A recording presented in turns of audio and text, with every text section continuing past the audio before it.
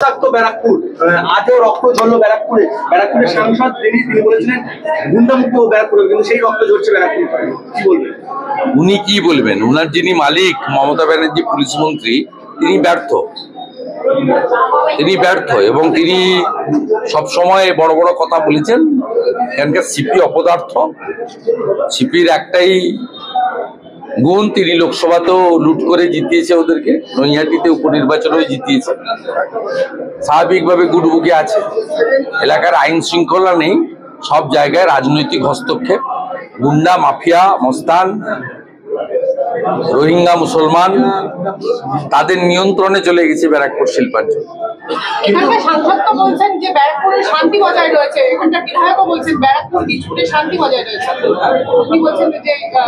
চোখে কিছু রোগ হয়েছে, দেখতে পাচ্ছেন।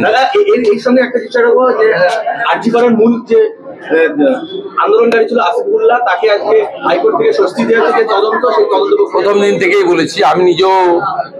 আমি ওনার সঙ্গে ফোনেও কথা বলেছি। ওনার বাড়িতে যেভাবে পুলিশ গিয়ে অত্যাচার করেছে, হাইকোর্টের জাজমেন্টকে আমি ওয়েলকাম করছি এবং অ্যাপ্রোপ্রিয়েট জাজমেন্ট হয়েছে। এবং এর ফলে পশ্চিমবাংলায় পুলিশের তো লাজ লজ্জা নেই, দোকান কাটা এরকম প্রতি সপ্তাহে হাইকোর্ট থেকে থাপ্পড় খায়। হাইকোর্ট শুধু নয়, অনেক সময় উচ্চতর আদালত থেকেও থাপ্পড় খায়। তারপরেও তো লাজ লজ্জা নেই। পুলিশের একটাই কাজ, টাকা তোলো আর তৃণমূলকে স্যাটিসফাইড করো। আর মমতা ব্যানার্জি যা বলছে সেটা আগে সিআরপিসি আইপিসি ছিল, এখন বিএনএস। আইনে থাকুক আর নাই থাকুক তাই করো।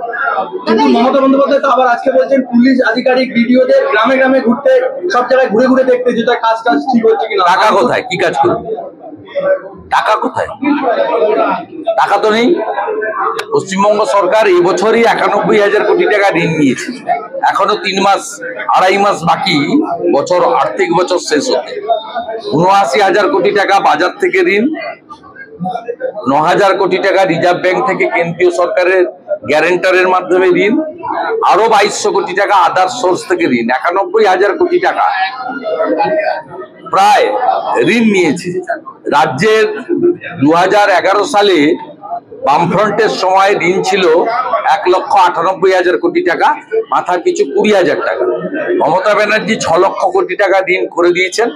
মাথা পিছু ঋণের পরিমাণ পশ্চিমবঙ্গের সব অধিবাসীদের 59,000 টাকা। 20,000 টাকা তিনি 3 গুণ বাড়িয়ে 59,000 টাকা করে দিয়েছেন মাথা পিছু ঋণ। তাই বিডিও ঘুরুন আর ডিএম ঘুরুন, তারা কিছু করতে পারবেন না। ভাতা দেওয়া ছাড়া, কিছু লোককে ভোট নেওয়া ছাড়া আর তোষণ। তিনি কোন সাহসে বলেন যে মালদা মুর্শিদাবাদে সংখ্যাগরিষ্ঠ মানে মুসলিমরা সংখ্যাগরিষ্ঠ, সেখানে সংখ্যালঘু মানে হিন্দুদের দেখভাল করার দায়িত্ব মুসলমানদের হাতে দিয়ে এসছেন তিনি? কোন মুখ্যমন্ত্রী? মুসলমানদের হাতে হিন্দুদের দেখভালের দায়িত্ব নিতে হবে কেন? কি করে বলেন যে এখানে মেজরিটি যারা আছেন তারা মাইনরিটিদেরকে দেখে নেবেন, রক্ষা করবেন? কি ভাষাটা কি? রক্ষা করা মানে কি? বাংলাদেশে কি হয়েছে রতন মজুমদারের সঙ্গে? কি বলেছে? রতন মজুমদারকে বলা হয়েছে তুমি ধর্ম ছাড়ো নয় কর্ম ছাড়ো। তিনি অভাবী সংসার, তার স্বামী স্ত্রী পুত্র পরিবার আছে, তিনি কর্ম রেখে দিয়েছেন, ধর্ম বদল করেছেন। তার নাম হয়েছে শেখ শফিউল্লাহ। মালদা মুর্শিদাবাদের লোককে কি তিনি ধর্ম পরিবর্তন করার জন্য বলছেন নাকি? আপনি আর্থিক সংকটের কথা বলছেন, কিন্তু ফেব্রুয়ারির মধ্যে শিলান্যাস হবে এবং 28-এর মধ্যে হচ্ছে মাস্টার প্ল্যান হবে, ঘাটার মাস্টার প্ল্যান কবে হবে? 2028-এর মধ্যে কমপ্লিট হবে। তার আগে কি ভোট আছে? 26-এর বিধানসভা ভোট আছে না? কিন্তু আপনি ব্যারাকপুরে রয়েছেন, ব্যারাকপুরের একাধিক বিজেপি নেতা আস্তে আস্তে তো তৃণমূলে যোগ করছে, এইটাকে কিভাবে দেখছেন দাদা? কেউ যায়নি, যারা রয়েছে বিট্টু উনি কোনো পদে ছিলেন না, কিন্তু তিনি তো বিজেপির কনভেনর ছিলেন বিটপুর বিধানসভারই। হ্যাঁ, আগে ছিলেন, এখন ছিল। উনি তো আমাদের মেম্বারশিপই করেন। প্রাক্তন সাংসদ জন বার্লা বলছেন ওনাকে ছুরি মারা হয়েছে পিছন থেকে, তাই যোগ করবেন। উনি কোন দলে আছেন? বিজেপিতে ছিলেন। বিজেপির যে মেম্বারশিপ চলছে পশ্চিমবঙ্গে 27 অক্টোবর থেকে 25 তারিখ ক্লোজ হয়ে যাবে। Primary membership, active membership. উনি পার্টির মেম্বারশিপ নিয়েছেন। আপনাদের মিডিয়ার প্ল্যান্টেড। উনি কি করবেন উনার বক্তব্য। কিছু লোক আছে যারা মন্ত্রী হওয়ার যোগ্যতা ছিল না, মন্ত্রী হয়েছে, তারা মন্ত্রী পদে ক্ষমতায় থাকতে চায়। বাবুল সুপ্রিয় অনেক বড় বড় কথা গান বেঁধেছিলেন, কালীঘাটের চালা সব চোরেদের পাঠশালা। সেই বাবুল সুপ্রিয় দুটো টার্ম মন্ত্রী হওয়ার পরে যখন ড্রপ হয়েছেন, তিনিও দল পরিবর্তন করেছেন, তাকে মন্ত্রী থাকতেই হবে। আর উনিও মন্ত্রী ছিলেন, টিকিট পাননি, হারানোর চেষ্টা করেছেন মনোজ টিগ্গাকে, হারাতে পারেননি। তিনি এখন ক্ষমতায় থাকতে চান।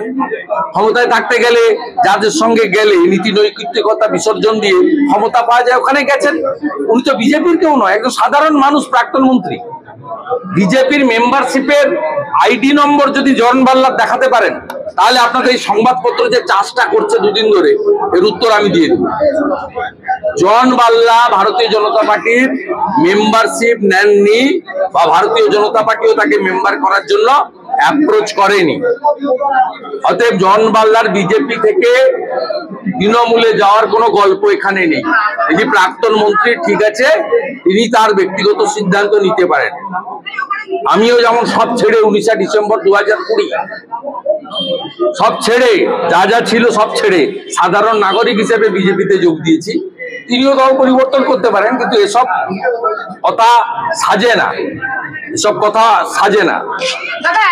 উনি টিকিট পাননি কেন উনি ভালো করে জানেন, আমি এসব কথা বলতে চাই না। আমি ওখানে গিয়ে বলবো। আমি টি গার্ডেনে ফেব্রুয়ারি মাসে যাব, বাগানে গিয়ে বলে দিয়ে আসবো। আর ওনার সঙ্গে ডেরেক ওব্রায়েনের মাধ্যমে কি রফা হয়েছে আর কেউ না জানুক, আমি জানি কি রফা হয়েছে। অতএব এগুলো বলে বেশি কিছু হবে না। বাগদের খেতে দিচ্ছে না বলে ভিন রাজ্য থেকে বাগরা নাকি এই রাজ্যে ঢুকছে, মুখ্যমন্ত্রী আলিপুরদুয়ার থেকে বলছে। মুখ্যমন্ত্রী সব কথা কেউ ধরে না, কাউন্টও করে না, হাসাহাসি হয়। ওগো চ্যানেল দেখলে যেমন হাসাহাসি হয়, মুখ্যমন্ত্রীর কথা শুনলেও হাসাহাসি হয়। মুখ্যমন্ত্রী এর আগে ডেঙ্গুর সময় এই গাইঘাটাতে এসে একটা সভাতে বলেছিলেন, বাংলাদেশ থেকে সব ডেঙ্গুর মশা ঢুকছে বলেছিলেন। জল যখনই বন্যা হয় বলে ঝাড়খণ্ডের জল, আমার জল নয়। মশা আসছে বাংলাদেশ থেকে, জল আসছে ঝাড়খণ্ড থেকে, বাঘ আসছে উড়িষ্যা থেকে। স্বাভাবিকভাবে আমরা ল এক্সপার্ট নই। আমি গতকালই অভয়ার বাড়ির সামনে বলেছিলাম, মামলা করার অধিকার 3 জনের আছে। সঞ্জয়ের পরিবারের আছে, ডাক্তার বোনের পরিবারের আছে এবং সিবিআই আছে। মমতা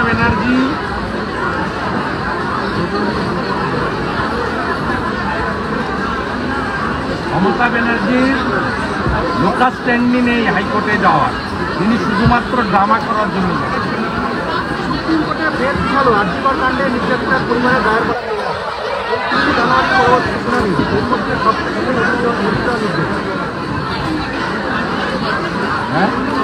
সুপ্রিম কোর্টে বেশ ভালো আর্যিকর হত্যাকাণ্ডে নির্যাতিতার পরিবারের দায়ের করা মামলা 29শে জানুয়ারি পরবর্তী শুনানি, এর মধ্যে সবথেকে নোটিশ দেওয়ার নির্দেশ।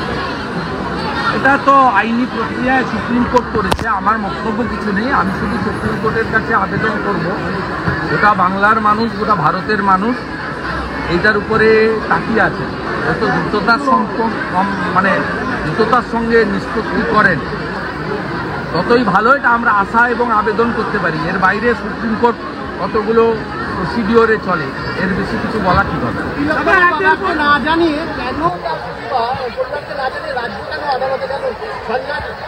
রাজ্য আদালতে গেছে এই জন্য মমতা ব্যানার্জি হচ্ছেন তার সরকার খুনি।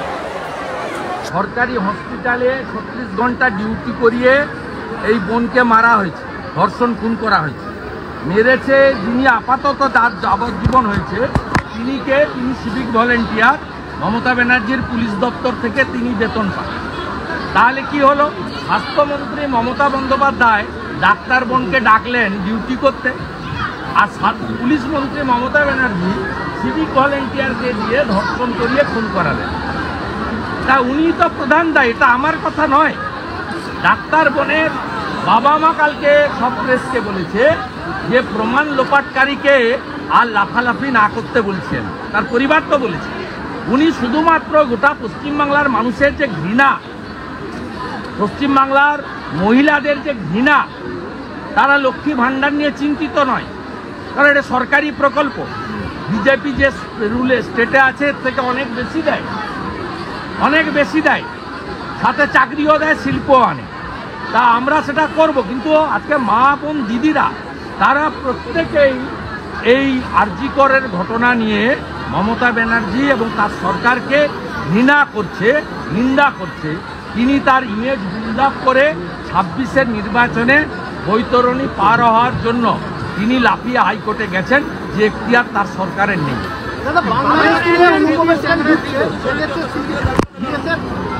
বাধা দিতে গেলে বিএসএফ আক্রান্ত হয়, সেখানে উদয়ন গুহ বলছেন যে বাঘটা নিয়ে বিবাদ।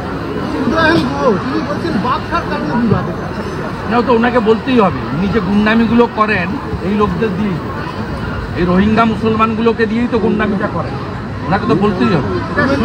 সর্বোচ্চ সাজার দাবিতে হাইকোর্টের দ্বারস্থ সিবিআই আগামীকাল মামলা দায়ের করতে চলেছে কেন্দ্রীয় তদন্তকারী সংস্থা। অনলাইনের মাধ্যমে মামলা দায়ের সিবিআই সূত্রে খবর। Appropriate, welcome. CBI investigating agency তারাই চার্জশিট করেছেন এবং চার্জশিটে অনেকগুলো জিনিস ওপেন রেখে দিয়ে গেছে। 30টার মতো পয়েন্ট আছে যেটা ওপেন আছে, যেটা লার্জার কনস্পিরেসি এবং আরও অনেকের যুক্ত থাকার সম্ভাবনা অনেকটাই সিবিআই চার্জশিটে দিয়ে গেছে। সিবিআই যেতে পারে, ল পয়েন্ট অফ ভিউতে সিবিআই অবশ্যই যেতে পারে, এবং বাকিটা তো হাইকোর্ট করবে, সেটা আমার বলা ঠিক।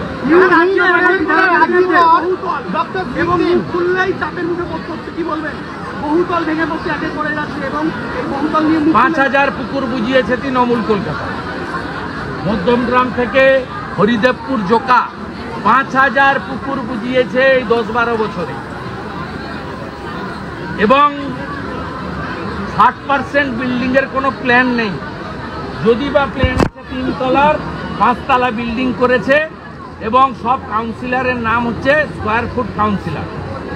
আমি কয়েক মাস আগে বেহালার এক কাউন্সিলরের ভিডিও ছেড়েছিলাম, তিনি বলছেন ঘনশ্যাম তো 150 টাকা স্কোয়ার ফিট নেয়, আমি অত নেব না, আমি 50 টাকা স্কোয়ার ফিট নেব।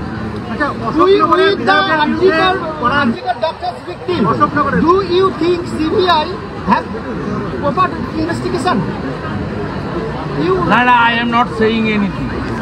We the Bengal people want capital punishment, not only the Sanjay Rai, but others, those who are related with this case. I am fully support to the victim's family. I, as a whole, our party, all MLAs of the BJP are with the victim family. অশোকনগরের বিধায়কের বিরুদ্ধে করা তৃণমূল বিধায়ক উত্তর 24 হ্যাঁ, মধ্যে মাতলামি করছে, মহিলাদের অঙ্গভঙ্গি কার বলছে সোনাদা কিছুদিন, এটা হচ্ছে অরিজিনাল টিএমসি, অরিজিনাল টিএমসি। এই মডেল এখানেও আছে, শঙ্কর সিংহ একই মডেল, ওই আনন্দ একই মডেল, সেম।